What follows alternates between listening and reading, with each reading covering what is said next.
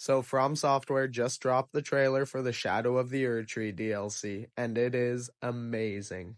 So, let's go through a couple of interesting little tidbits from the trailer. Starting off with number 4, the new weapons, armor, and spells. Holy, there are some cool new weapons in this DLC. We got new throwing daggers, brand new pink Aeonia spells, kung fu moves, giant fire bombs, a fully automatic crossbow, and rune bear incantations, baby! These are just the tip of the iceberg as well, as From Software have stated that there are also going to be 8 new weapon types in this DLC. So hype! Plus, just look at the armor showcased in the trailer. So cool. Anyway, I'm rambling. Let's move on to number 3, the new areas. Oh, we're gonna have a fun time exploring this area, boys. The first area we see is a massive plains area peppered with these little headstones that seem to be related to the spirit world to me. And if we look closely at the end of this clip, we can see that there is a map stele in the background, which will probably give us a map for this general area of the DLC, but I'm not sure how many map fragments they'll make. Next we have what appears to be a ruined Carrion Hall, judging by this character's very close resemblance to the inverted Carrion statue figure, which can be used to gain access to Carrion Study Hall.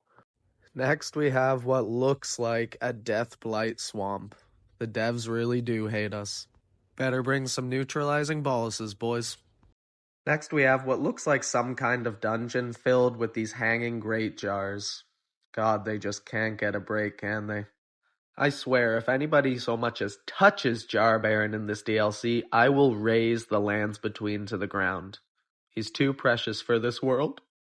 Next we have another dungeon that's just filled with lava and these fallen pillars, which doesn't surprise me, as fire seems to be a big part of this DLC.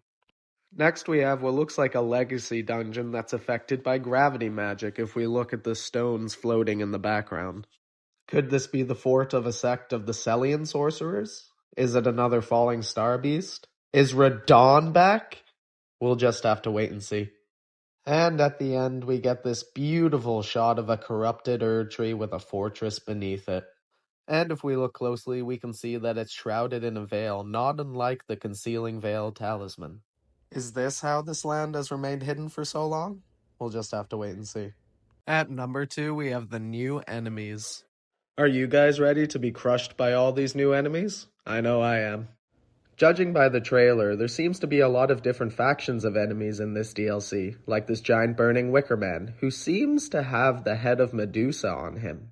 The head of Medusa can represent a symbol of nihilism, but it can also represent a dangerous threat that's used to ward off other dangerous threats.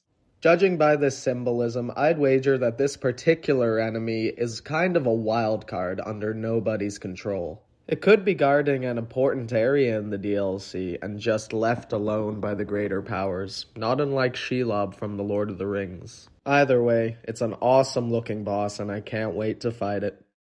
The next enemy we see seems to be a variant of the Wormfaces we find in the base game, only with the head of a leech, so I'd say it most likely deals blood loss. And now we have the most interesting enemy in the trailer, at least according to me, this lion-headed man thing?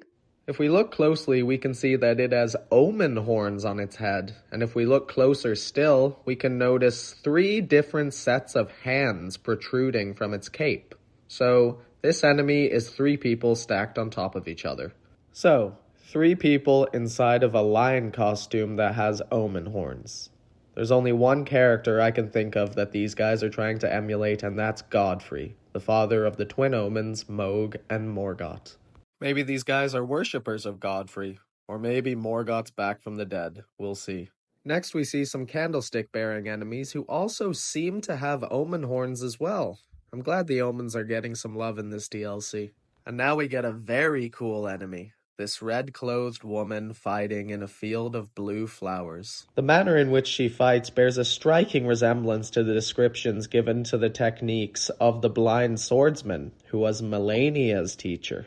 These flowing, meticulous strikes definitely evoke Melania's waterfall dance, so I'd say this character is also a student of the blind swordsman. Next up is a gravity magic wielding knight riding a giant hog. Possibly one of Radahn's generals, maybe? The next thing we see is this terrifying monstrosity in the shape of a hippo. God, that's scary. When it's defeated, it seems to explode in a Grace AoE effect, but there's also these spikes. So I'm thinking it's related to the Briars of Punishment in some way.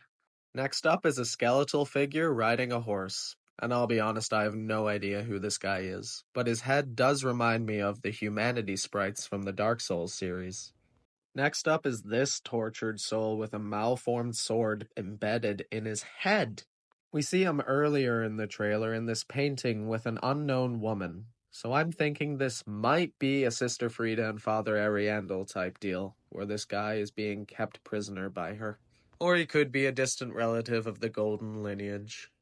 And now, it's time for the big bad of this DLC, Mesmer the Impaler.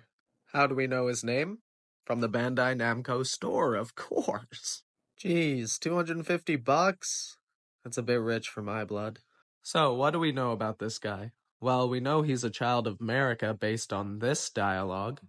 Mother, wouldst thou truly lordship sanction in one so bereft of life? We also know he's a child of America based on the dialogue of this ghost outside the Impaler's catacombs. We can also assume that he's involved with the dragons in some way, based on the snakes protruding from his body and his armor's close resemblance to the Drake Knight set. This might be a shot in the dark, but I'd also wager that he was involved in the war against the fire giants, based on his weapon's very close resemblance to the spears protruding from the dead fire giants. I'll also say that I do not think this guy is Mikola. Mikola already has a dual personality with Saint Trina, so I think this guy is just a standalone child of America. And that wraps it up. Hope you all enjoyed the video. Feel free to comment your thoughts on what's going to happen in the Shadow of the Erdtree DLC. Be sure to like and subscribe for more FromSoft and gaming content, and take care.